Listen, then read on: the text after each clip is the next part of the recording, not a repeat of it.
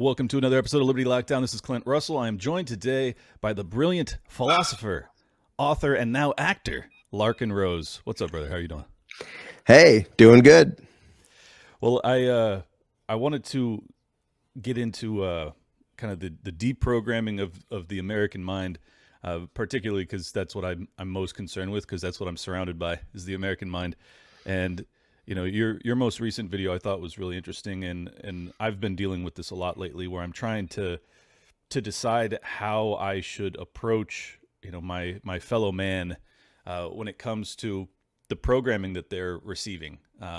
Primarily, you know, after it became legal for the federal government to propagandize the American people, it has gotten significantly worse, and while my frustration has grown exponentially, it has also kind of given me more pause and given me more reason to have sympathy for them, because they are being propagandized so heavily. So it's like, Yeah. can I judge these people, you know, as viciously as I would like to, because they're so out of their fucking minds. But at the same time, it's like, oh no, I get it. But just to explain what I'm getting at here, you know, you have the COVID era. Everyone's programmed into that. You have the Ukraine-Russia war. Everyone's programmed into that. That's led into by the Russiagate propaganda. Everyone's led into that. Now you have the Israel-Palestine propaganda. It doesn't change the fact that what they're doing is immoral, but it does give me some sympathy. So I'm just curious, how are you approaching it at this point? Yeah, that pretty well describes my focus for the last like 5 or 10 years. Like I've been focused on the philosophy stuff for 27 now, but the whole thing of human psychology and getting through to people when you're telling them something that doesn't match their worldview, like I'd like it if you could just like, here's the evidence, here's the logic, ta-da. That doesn't work. And so I made a course called Candles in the Dark, which is about how to talk to people to bring out from them the part of them that already like understands freedom and all that. But one of the first challenges, which you expressed quite well, is not letting ourselves view them as the enemy, as these obnoxious, like the sort of like the Matrix thing, because they're trying to do what they think is right. Now they're being gullible, they're being stupid, they're falling for just ridiculous authoritarian garbage, but most people are still trying to do the right thing. And so it can be, you know, it's very tempting to just tell them, you're stupid. I can't believe you fell for this and you fell for that. And you're cheering for evil. That doesn't like win people over. But if you can try to get to the part of them that cares and is trying to do the right thing and acknowledge that part, and then sort of gently lead them to start looking more carefully at basically how they were tricked into their goodness being used as a, you know, cheerleader for evil, basically. Right. But it's definitely a challenge.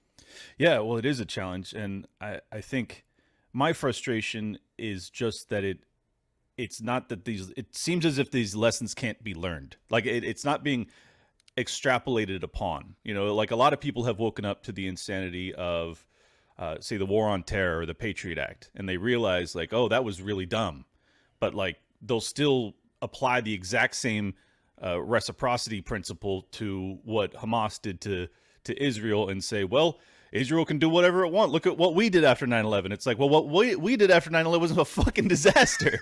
Right, that was wrong too. Yeah. So why can't you extrapolate? The same with the COVID era. Like they realized that you know, otherizing and you know, oppressing their fellow man that refused to go along was immoral. Many of them realize that today. Some of them still don't, and I don't have any mercy for those people. But for those that have realized it, why can't they then realize that, oh, if you otherize someone because they're a Trump supporter and you want to see them, you know, thrown in the penitentiary for J6 for the rest of their lives, like it doesn't seem as if they're able to apply these lessons into the next Psyop. Yeah, and most people, like a thing we focus on in Candles in the Dark is when you talk to people, make sure you're asking them questions that are literal, personal, and specific, because what they want is vague, like policy mush, like Israel should be allowed to defend itself. Like, okay, Israel's a place, it doesn't defend itself. It has a ruling class. Which part of that is defending itself? But if you break it down to okay, Mr. Person I'm talking to who fell for this garbage. I mean, you don't say that part out loud. Definitely don't say that part. If you could press a button and blow up 5 members of Hamas and 10 innocent little children, would you do that?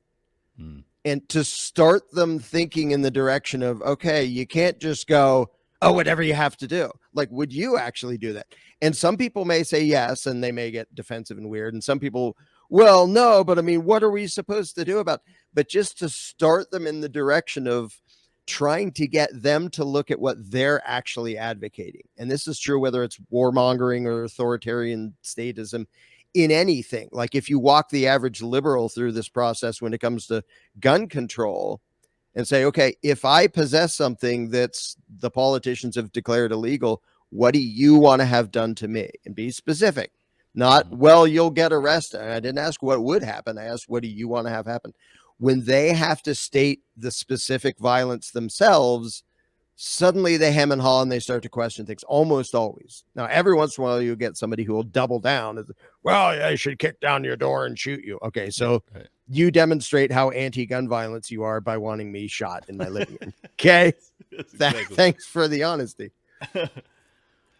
No, I mean that has definitely been the most frustrating part recently, and I think the reason it's really hard for me is because I'm very anti-war, and just to have kind of made my bones during the war on terror period, and to have really been advocating against that heavily in real time in the 02, 03, 04 period when I was a young man, and to see that once again all it takes is a crisis. Like I think that's what I keep coming back to, is like, if people are scared, if they're panicked, they're just going to go along with whatever their alleged leaders tell them to do. But these politicians that are the alleged leaders are fucking scum of the earth, evil psychopaths, and they still turn to them in these times of crisis. Is there anything that, like, messaging wise, that you go to someone that, like, they're on the cusp of being awake but not fully there, but then a crisis strikes and then they just turn back to Joe Biden and say, do whatever you have to do? How do you reach those people, or is it just a matter of time? Well, again, I think the lack of clarity of thought in most people, like mushy headedness plus fear equals cheerleaders for evil. Yeah. And so it can be really difficult to undo the fear, because if they think, the world's about to come to an end if we don't have this authoritarian solution, to try to talk them out of that threat almost never works. Because if they're, and that's, I mean, the tyrants are pretty smart about this. They're utterly evil, but they're smart because they know that fear shuts down the rational brain. Mm-hmm. And so trying to gently logic somebody through something when they're like flipping out, like, yeah, but the world's going to end. So the other side of it is, okay, let's accept that the world is going to end or really horrible things are happening. What exactly should be done about it? And if you're passing off the decision on what should be done to someone else, well, let the government and let the military do whatever they need to do. You need to basically question them in a way that brings it back to them. And this is why, both sides, they always show, here's a dead child that you killed. And the ruling classes on every side have done that in every conflict, always. Like, now we have the technology to do it and show it to everybody really quickly, but they've always done that. Whether they usually they have enough real victims that they can do that, or they'll fake something or make something up or whatever. But both sides both authoritarian sides always do that, because it makes people angry and emotional. And so just saying, okay, that's really horrible. Are you aware of the fact that the people who did that, like pretending they actually did it, they did that really horrible thing because they were really mad at an injustice. So my question is, are you them? Are you the person who is willing to do things which is going to do something that horrible because you're so mad about an injustice? Because if so, you are the mirror image of what you're condemning. Now, if you can say, no, I want it directed, I want just the aggressors, just the people who did this horrible thing, I just want them harmed, but no innocence. Okay, now you're being moral and principled and actually thinking, and now I'm on your side. And that's true in both directions of like almost every conflict, because there's nasty people on both sides, and both of them are using the nastiness of the other to justify their own nastiness. Mm-hmm. But obviously it's a challenge to get people to think that clearly, because they're just like, I'm really mad at the other side. Well, they're really mad at you. And meanwhile, the tyrants are sitting back laughing at both sets of pawns for being stupid enough to fall for this. Right. While they're safe and, they're probably having tea somewhere together while you guys are murdering each other.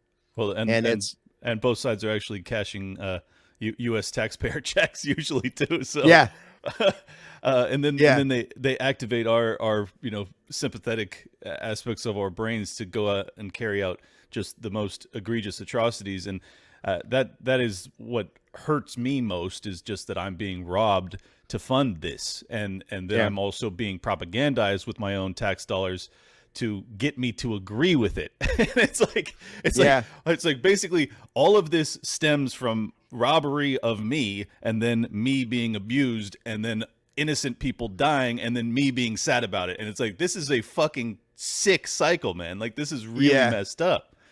There's a little bit of a paradox in there, because something that makes it extra depressing but also hopeful is that all of this is happening because well-intentioned people are being tricked into supporting evil. So first of all, that's really depressing. If it's like, okay, genuinely evil people are out there doing evil things, well, that's what they do. Like, what do you expect? And we have to defend against them. But the fact that every authoritarian regime got all its power, all its funding, all its, trigger fingers, all the soldiers, most of them are well-intentioned, and they think they're fighting for freedom and justice and yada, yada, yada. And so to watch evil happen as a result of good people being tricked is depressing. But the reason there's room for optimism is, if they were all genuinely evil, we're doomed. Right. But if it's just good people burdened by a lie, if you can undo the lie, they stop being agents of evil. And, easier said than done. But still, the fact that underneath on both sides of most of these conflicts, most of the people are like, well, I just want the innocent protected and I want justice to prevail. And funny, that's exactly what the other side says. And you're both blowing up each other's children day in and day out. So, but at least it isn't like, oh, we have to go talk a bunch of evil people into being good, because, good luck with that. But we do have to talk a bunch of completely duped, indoctrinated people into thinking in the midst of their fear, which is almost just as hard, but not quite. Yeah, it's comparably challenging for sure.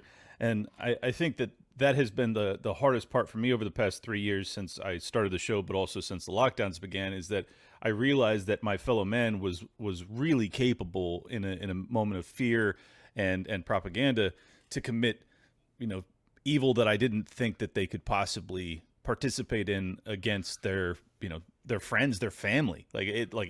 In a light switch flip, people were willing to see, relatives of theirs locked up if they didn't have some item forced in their body. I mean, that's mind blowing to me.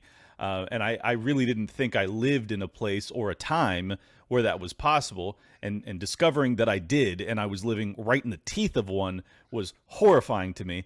And your movie, I'm sorry, I'm blanking on the name. Oh, Jones Plantation, I think does a good job of showing, just the difference in era doesn't really change the human dynamic. And I thought that you guys did a good job of kind of like explaining, without beating you over the head with it, that this is essentially we're on the plantation. We may not necessarily realize it, and that's what I got about halfway through. I was like, oh yeah, voting for your slave master. Yeah, like I get all the dots they're connecting here.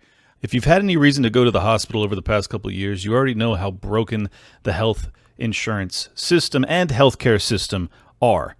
But thanks to our sponsor today, Crowd Health, you can actually opt out. Wouldn't that be nice? Well, you can. The insurance companies don't give you peace of mind. That's why you need Crowd Health, which does. That's why your $50 a month membership includes the tools and services you need to get the highest quality healthcare. You'll get access to telemedicine visits, discounted prescriptions, and so much more without doctors' networks messing things up. Plus, you'll have access to your own personal care advocate who will help you navigate the complexities of health events and even negotiate bills on your behalf. And of course, you'll join the crowd, a group of members just like you who want to help pay for each other's unexpected medical events. It's time you opt out of restrictive healthcare insurance plans and let Crowd Health help fit your healthcare needs. Get started today for just $50 per month. Use code LOCKDOWN to get the healthcare you deserve. Crowd Health is not insurance. Learn more at joincrowdhealth.com. That's joincrowdhealth.com. Promo code LOCKDOWN. I won't give any more spoiler alerts, but what I'm concerned about is that, I always looked at past just blatant injustice and said, I would have been on the right side of that, and I'm sure most people would have with our modern, worldview. I'm not so sure anymore. I really don't think. In fact, I'm sure the other direction.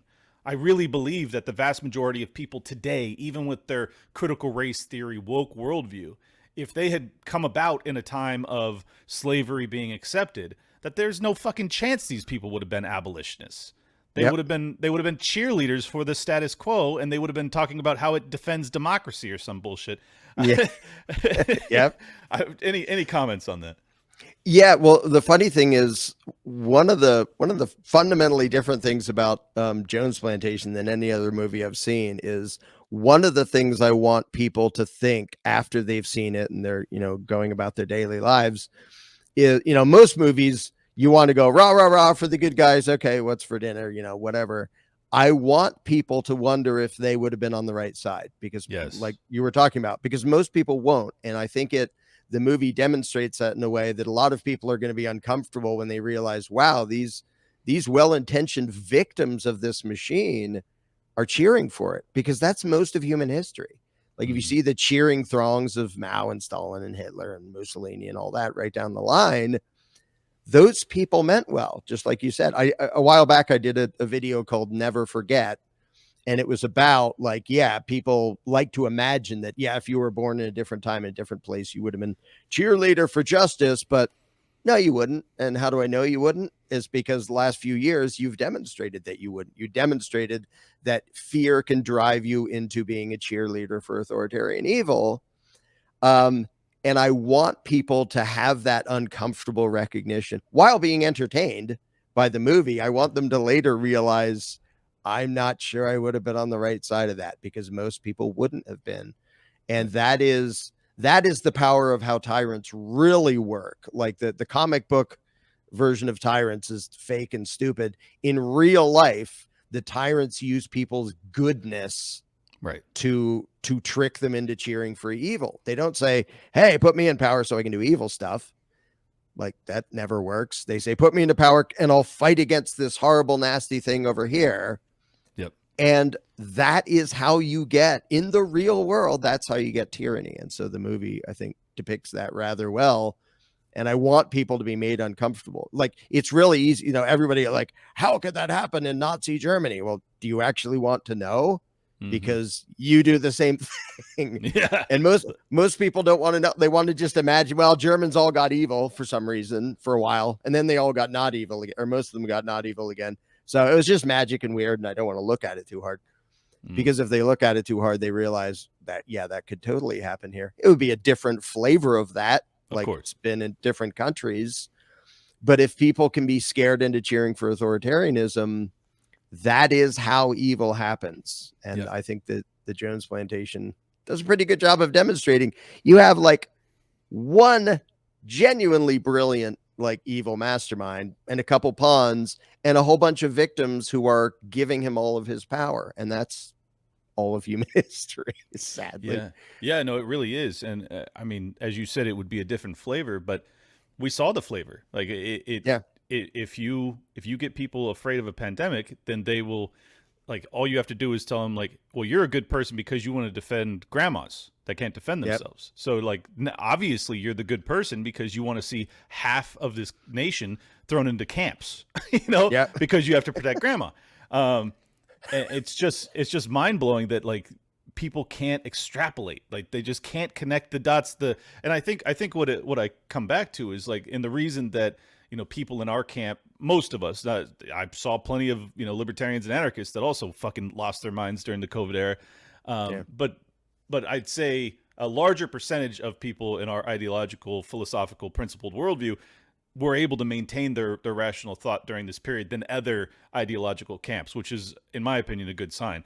But what it showed me is that basically there's just a lack of philosophical principles just broadly.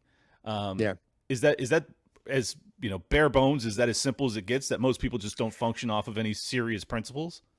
Yeah, they don't think of such things at all. And I know that as a result of doing the candles in the dark method. If you go through these simple questions, you very quickly realize the vast majority of people have never thought about the most basic things. Like, if it's bad for you to do this thing, is it okay for you to vote for someone else to do it for you? And they're Right. like, so you've never thought about it. And we have to train ourselves to not scream at them and strangle them. It's like, how did you live your whole life? But yeah, most people have never thought about this stuff, have never philosophized at all.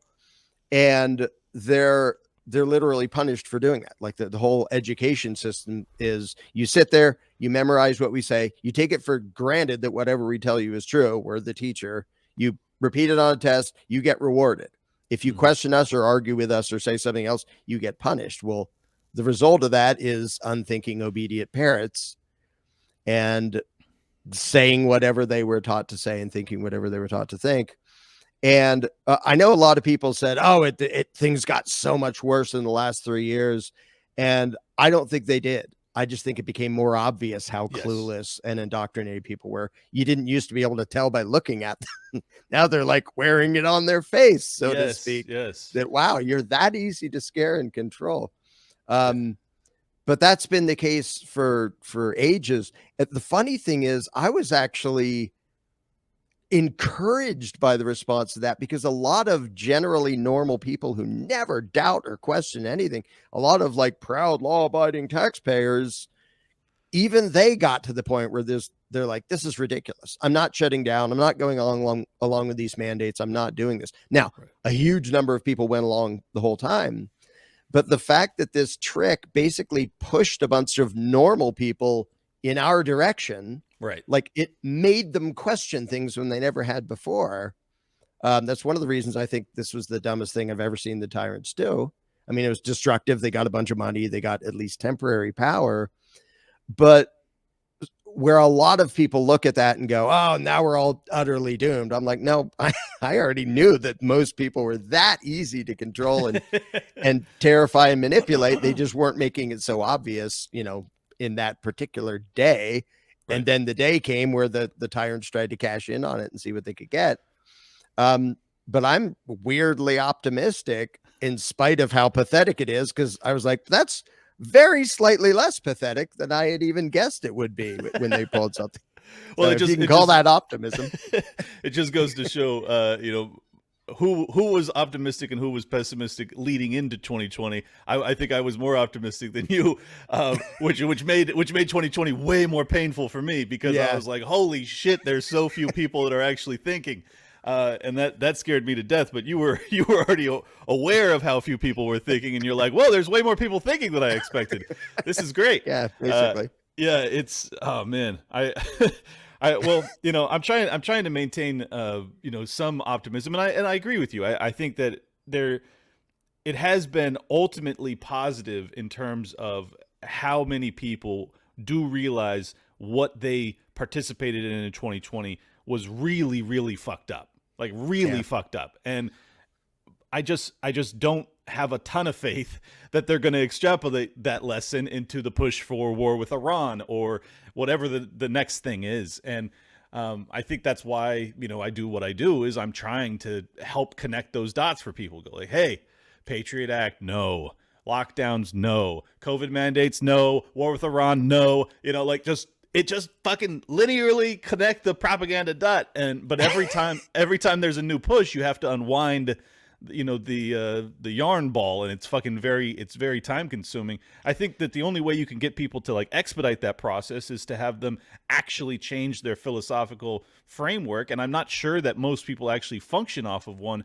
And the reason I say that is because the COVID era, tragedy that disturbs me to this day the most is the parents that, contrary to scientific evidence, were still masking their children and still social distancing their children and really driving their children, which is something that you would think that, like, philosophically, there's just no way that a parent could be mind fucked into abusing their kid, but en masse, they did. Like, how is that possible? Well, I hate to feed your pessimism even more, but I will point out this. Most people, when they see a horribly nasty injustice, whether it's right in front of them or some historical thing, they don't think in terms of principles. They just think that was really bad. We need something different from that. But they don't think that was really bad. Why did that happen? Like, where did that come from? So most people assume, like, anybody who knows me knows my main focus is pointing out that the belief in authority is insane and horribly destructive. Like, the idea that government has the right to rule creates just catastrophe after catastrophe. And one of the most depressing examples is in Nazi Germany. The main opposition were communists. I was like, those are the choices, like authoritarian collectivism or authoritarian collectivism, because most people they can look at injustice and go, that's really, really bad. We want something that isn't that, but they can't think to the root and the principles. Like you said, they can't think philosophically about why did that happen at all? And what do we do so that that doesn't happen? And then you get ridiculous things like Antifa, who are the biggest fascists around, at least claiming to be anti-fascist. Like, you have no idea where that came from. I mean, half of them are like fed plants anyway. Sure. But the mentality of backlash with a different flavor of authoritarianism, and that's all of politics. But it's why you see things like that. And the parents, torturing their children, not even because the experts said so. I mean, like, the CDC sort of half encouraged it and stuff, but they weren't even hiding the data that showed this thing doesn't do anything to kids. Like, zero healthy kids died from this. And that's even accepting their numbers and their version of reality and stuff. So and that's why my focus is always the belief in authority rather than the surface stuff, because people can be scared and they can change their minds and stuff. But if you understand, all right, nobody has the right to rule me, and I own myself, and I get to make my own decisions, and I don't get to force anything on anybody else, but I do get to defend myself against them. If people understand that, then they get to a position where, even if they believe the fear mongering, they say, oh, there might be this scary thing going around and I'm going to warn everybody. But hey, you and your house and your business, you get to decide. And if I think that's dangerous, I can decide not to go to your house. And, if you're not wearing 17 masks, I can decide not to go to your house. And so we can actually have peaceful coexistence, even when people are scared, even when they're angry, even when they're mad, even when they're upset or whatever. But without that shift, it's why I focus on that. And it's why I actually rarely talk about the sort of short term, like what's going on right now, with that as the focus, because the problem isn't the pandemic and the this and the that. All of that stuff going back hundreds of years, it all springs from people believing they're beholden to a ruling class. Because if somebody says, be really scared and you have to do this, and people go, what do you mean we have to? Who are you? Go away. We don't have to do anything. Like, I can do what I want over here. You can do what you want over there. Like, that's fine. That works. So it really is, to me, like pulling the plug on the whole monstrosity instead of like battling whatever version of authoritarian idiocy comes out this week. Sure. To remove from the minds of the people the belief that allows all of that to happen. That's my goal, to end all of it entirely forever, instead of, fighting whatever Hydra head shows up this week and never going at the root, which the weird thing to me that most people don't understand, because it's really easy to view the government as big, powerful, horrible enemy. That's what we have to defeat. actually the thing that needs to be changed is between the ears of 8 billion people. It's Right. their belief system, because those psychos have no power if we don't give it to them. And so the good news and the bad news is we don't have to change the psychopaths. We have to change their victims and their view of reality. The bad news is that's not so easy. Yes, It's that easier is. said than done. If you're feeling seasick because of the volatility in this market as of late, well, you're not alone. UBS shows that private assets like fine art can help diversify with a low correlation to stocks. Bloomberg reports art prices increased in 2022 to the highest total sales ever for major auction houses. In 2023, the art market has passed its pre-pandemic level, and tens of thousands of everyday investors already use today's sponsor, Masterworks, to invest in art. You don't need millions of dollars or art expertise. Every Masterworks sale to date has delivered a positive return to their investors, including annualized net returns of 10, 17, and even 35% all this year. Masterworks' most recent exit was just days ago at the end of August for a double-digit 13.4% annualized net return. My listeners get special access to skip the waitlist. Just go to masterworks.art/lockdown. Past performance doesn't guarantee future returns. Any investing involves risk, including loss of principal. See important disclosures at masterworks.com/CD. Again, that's masterworks.art/lockdown. Check it out. Well, and the psychopaths have a lot of, well-worn tools that they've utilized to manipulate their victims. So it's like you are really fighting, a hydra of control and propaganda that is, it kind of forces. I think this is why in my show, in my work, I focus more on the latest, propaganda campaign, because for most people, they're not even interested in philosophy. They're not even interested in throwing off the shackles of the belief in authority and all these things. So it's like, well, I have to, if I want to reach those people, I have to correlate it to their day-to-day life and the current propaganda that's coming at them and go like, hey, this is bullshit. This is why. You remember this last bullshit thing? Yeah, that's also bullshit. This is why. And connect all these dots. But I agree with you that ultimately it is the belief in authority. But I wanted to focus on something you said earlier on, where it's like basically we end up choosing between MAGA authoritarianism versus Antifa. And it's like no, I opt out. But what I found is that it's driven me into really strange bedfellows, my activism of late.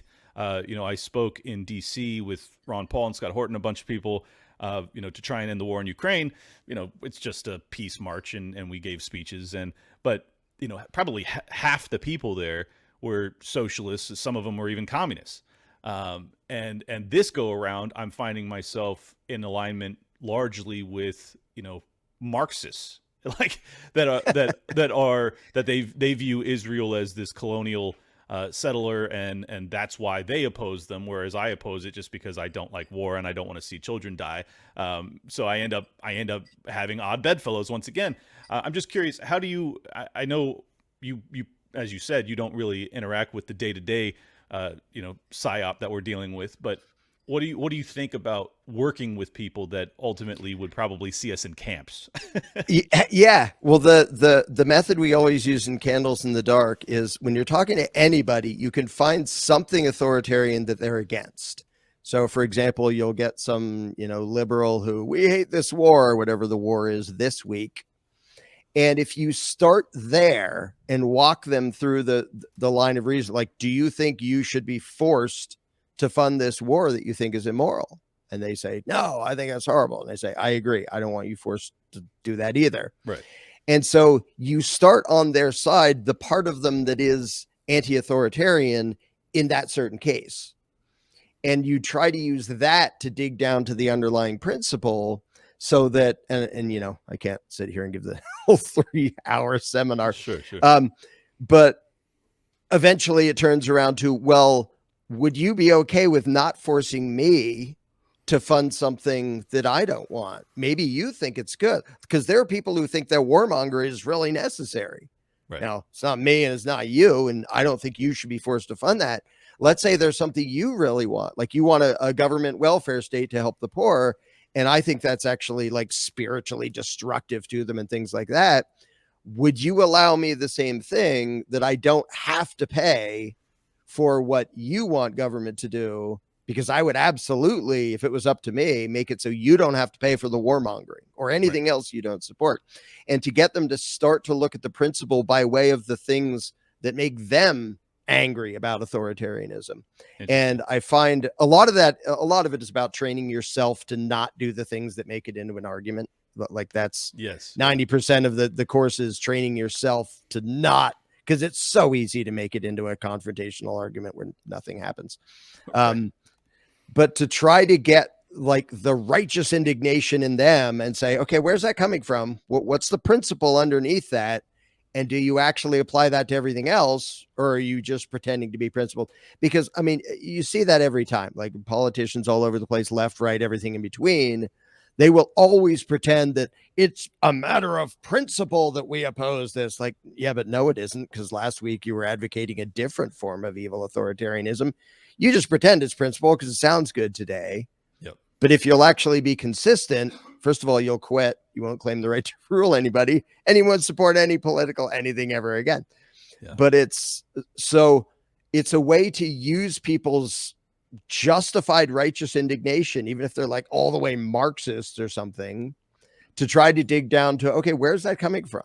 Well, I don't want innocent people to be harmed. Cool. We're on the same page so far. Yep. And then to slowly get them to realize that, yeah, but half the time you're cheering for innocent people to be harmed for a different reason, a thing that serves your interests or a thing that you like.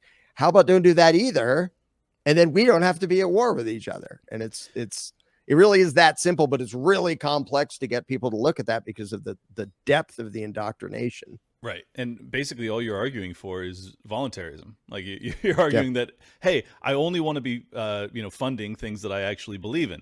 And they're like, yeah, I agree with that. And then you're like, I don't want to pay for, socialized healthcare. And they're like, you need to go to jail for the rest of your life.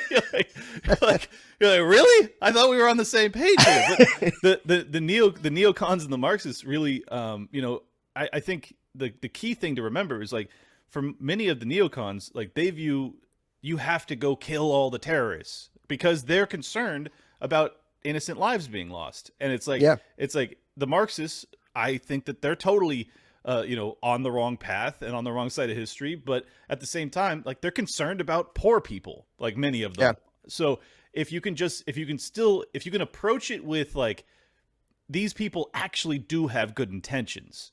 They're just totally fucking crazy, and how they go about it.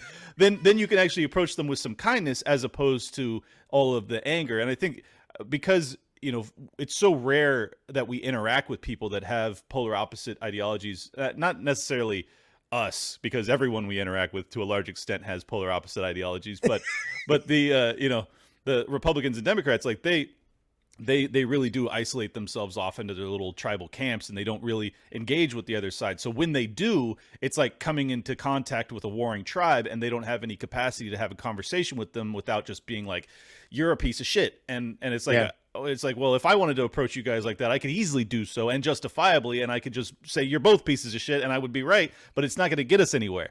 So, like, that's what I try to do, is try and just remind myself these people are functioning in a way that is ultimately, not beneficial to humanity, but I think that they are functioning for the most part, from a good place, unless they're total evil psychopaths. So in which case talking to them is pointless anyway.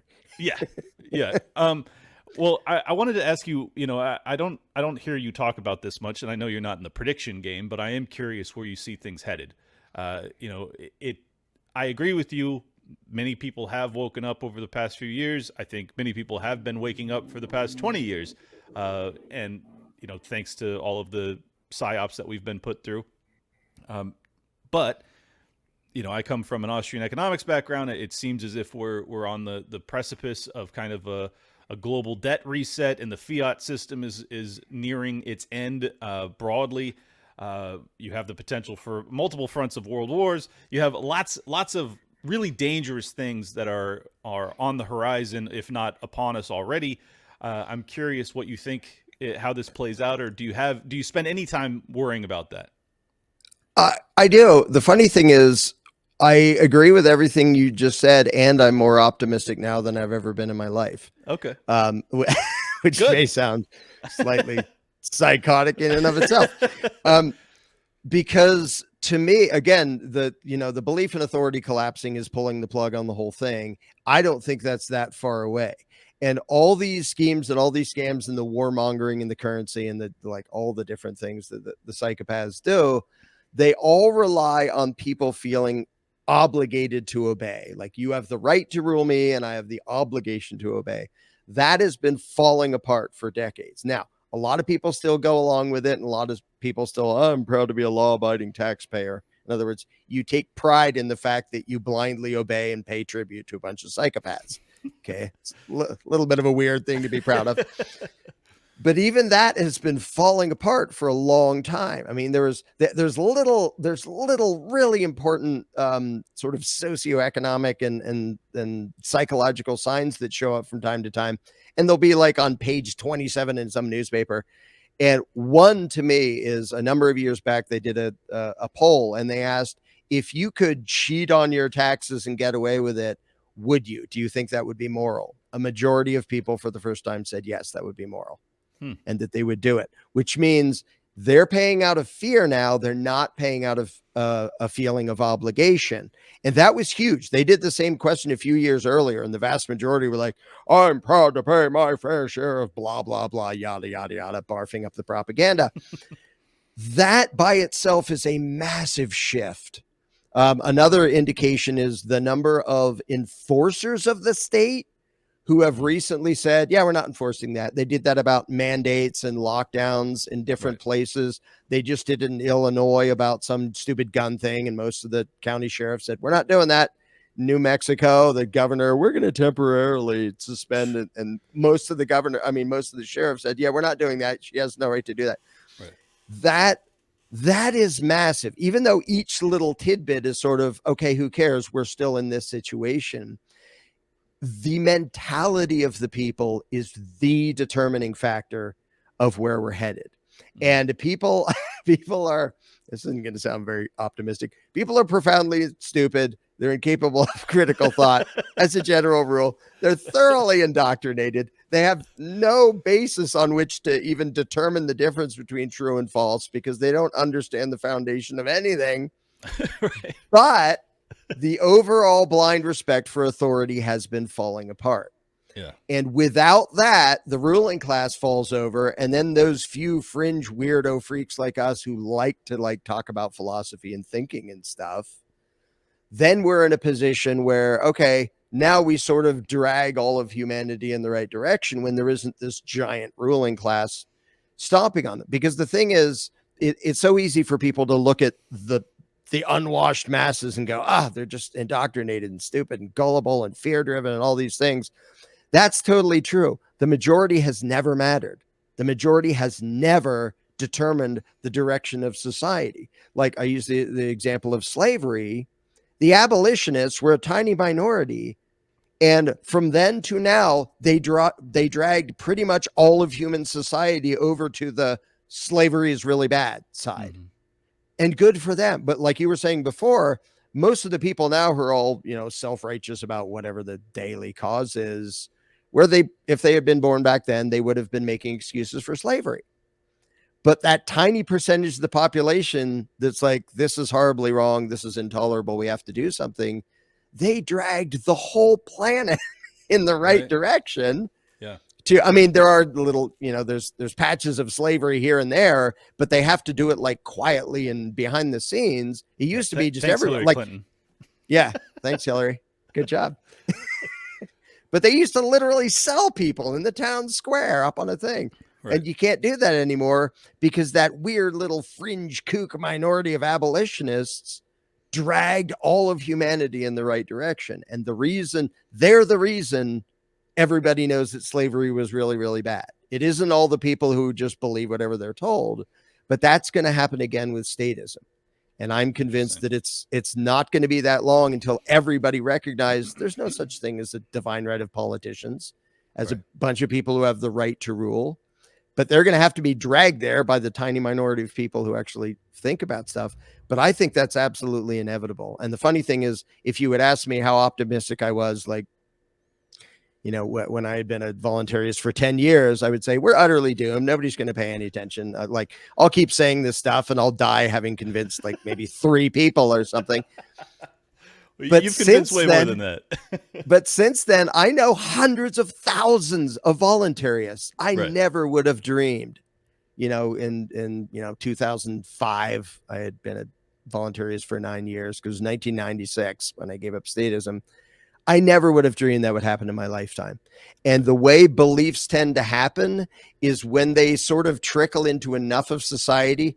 They talk about 10% being the magic number, which, you know, it's kind of general, but when a belief gets that far, it's going to be everybody, and it's going to be everybody pretty dang quick. Now, we're not at 10% yet, but we are careening in that direction, because you actually have, in places, even in the mainstream, things like this starting to be discussed. You have voluntarists, you have like Michael Malice, who's been on Rogan, and he's been on, you know, and Russell Brand and Jimmy Dore had Michael Malice on, and Russell Brand is sort of aiming in that direction. And, you know, I know people can say, well, I think he's a shill, and like, whatever. The fact that it's happening in discussions that millions of people are seeing, right, like, that is 99% of the battle. Like, most people, if you grew up in slave days and you know, you were on the winning end of that deal, if you weren't one of the people that anybody thought they owned, and you're surrounded by people go, oh yeah, it's not the most pleasant thing, but this is how it is. It's legitimate. It's fair. Look, it's legal. I have a piece of paper that says I own him.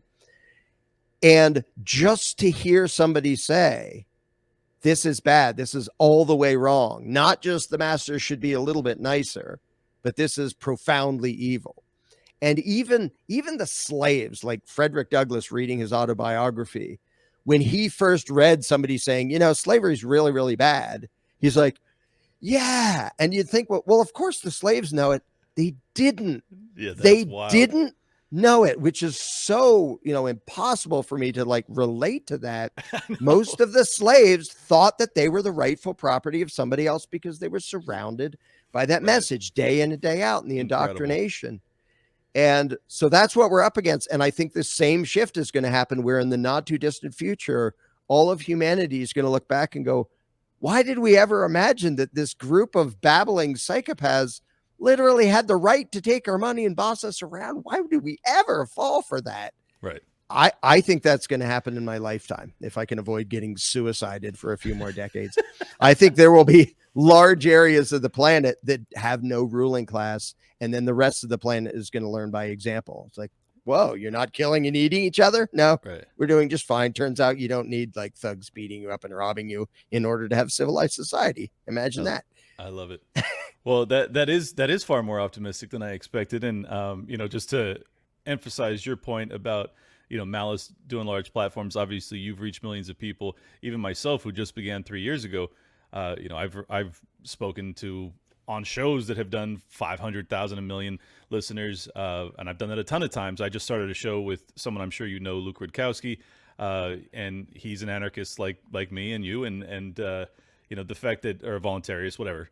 And he, you know, we're doing 6-figure viewership every time we press play. I mean, that's fucking nuts. You know, like, like who would have thought that you'd have a duo of, you know, voluntarists or anarchists that are able to reach that amount of people, and that they'd want to hear it, and that they'd enjoy it, and that they'd share it. You know, like, these are ideas that would have been pretty phenomenally taboo, you know, just in the 1990s. Absolutely. And even in the 2000s, maybe even more so in the 2000s, because everyone was all caught up in the war on terror. So yeah, I guess it's just like, my frustration is I just want it to go faster. I'm like, we're gonna we're gonna kill ourselves in World War III. We're gonna the economic collapse is gonna, you know, drive us into eating each other. And it's like, but with, like, it does require some pain to get us to see growth. It's like weightlifting. It has to hurt. You have to be sore to put on that extra muscle mass. And I hope that, you know, setting all my frustrations aside, that's actually what we're witnessing. So It's rare. It's rare that I end an interview with anything optimistic. So thank you so much, Larkin. I did not expect this to go this direction. Go ahead and tell my audience where they can follow you, where they can check out your movie and everything else. Well, I have a gazillion things on YouTube. You can just search for my name. But yeah, right now, what I think is by far the most potent thing I have for showing to the masses is our movie Jones Plantation, because, and I've already seen a bunch of normal people watch it, and you can see that it shook their brain up. It also entertained them, and they liked it. Yeah, and they it's say, a good I'm movie. glad I saw that. And also, whoa, now I have to process some stuff. Because that particular allegory and the particular setting and the way it was done, the number of miracles that the director Andrew Treglia pulled off to make it happen and make it what it is, I think it has massive potential for the normal people out there. So pro freedom people can watch it and go, rah, rah, rah, that was cool. Okay, but please don't stop there. Like, Right. show it to other people, have them actually watch it, because almost nobody, I can't even think of a single person who was like, well, I totally hated it because blah, blah, blah. Like, it makes them uncomfortable, but it makes them uncomfortable in a setting where they weren't personally attacked and they were entertained at the same time. So it's sort of the nicest way to make someone uncomfortable. Right. In a way that they don't feel like you attacked them or told them, yeah, you're a cheerleader for evil, but they can sort of figure out along the way, maybe I would have been one of the bad guys in that scene. I mean, I would have been good. I meant well, but I would have fallen for that. And Right. so I'm thrilled by the responses we've been getting from normal people who never thought about this. And just to so, say real quick, I watched the movie. I thought it was great. I thought it was incredibly clever. The way you guys went about it, I was like, yes. Like, and because I do come from your worldview, about halfway through, I connect, all the dots. Basically, I'm like, I know. But it was still revelatory to me. I'm curious, like, for what the non-voluntarists watching it, like, if they connected at the very end or if they don't connect it, but I think most people will, because it forces you to think about, how different are we in this era to that, and who would you have been in that era? And I think if people are being honest with themselves, the vast majority of people today would have been more probable to be slaveholders than to be abolitionists. And that's, it's an uncomfortable reality. And everybody likes to imagine themselves being on the abolitionist side, but it's just not true. So, yeah. And I think a lot of people who watch it, like, there's parts of it that are like really dang obvious what it means. And then there's more and more subtle layers. right. But I think a lot of people, like, you got it halfway through, obviously you had a head start in understanding these things. I think a lot of people who will get bits and pieces of it when they watch it will actually get more of it when they're going about their day-to-day lives, days and weeks and months later, where they see a political campaign ad and go, oh man. yeah. Like, I've seen this somewhere before. And it was designed to do that. I think a lot of people, it'll rattle around in there and they'll start to see things and they'll start to see through the tricks, because that's the goal. Like, the good people falling for the tricks, that works until they know how the tricks work. And then they go, oh yeah, I saw this on Jones Plantation, I'm not falling for that. Yeah. And so I think there will be a long lasting effect on a lot of people where it's going to be rattling around inside their heads long after they, have actually seen the thing. And some of it they'll learn while they're watching, but lots and lots after. Well, I'll link to that in the description. Anything else, any social media that you'd like to have people follow you on? No, right now that's our main focus, because I think it's already demonstrated it has so much potential to sort of shake loose a lot of the indoctrination that people have, or at least start rattling it around in there. So yeah, that's our focus today. Awesome. Well, then everybody go check that out. Seriously, it's I think that, we oftentimes lament that there's not enough, media or efforts in the culture war, so to speak, for people in our ideological camp. And you guys really, did so in a brilliant fashion. And it's a high quality, movie. I was really impressed. And I think that obviously the message I agree with wholeheartedly. So I hope not just my people that already see these things this way will watch it, but they'll also, if they enjoy it, they'll share it around with their friends, family. It doesn't cost very much money. So I'll leave the description down below, and go check that out. If anybody wants to support my work, oh, by the way, I just got to mention real quick, I got hacked on X, aka Twitter. So if anybody is getting DMs from me that are trying to sell you iPads or anything like that, it ain't me. Don't buy the fucking iPad. But if you want to support my work, go to libertylockdown.locals.com. I will be on with Luke and Vivek Ramaswamy Thursday afternoon, 3:00. Don't miss it. We're out of here. Peace. Welcome to Liberty Lockdown. Please scan your barcode. Your liberty ain't gone, but yeah, it's on hold. Where did it come from and where did it go?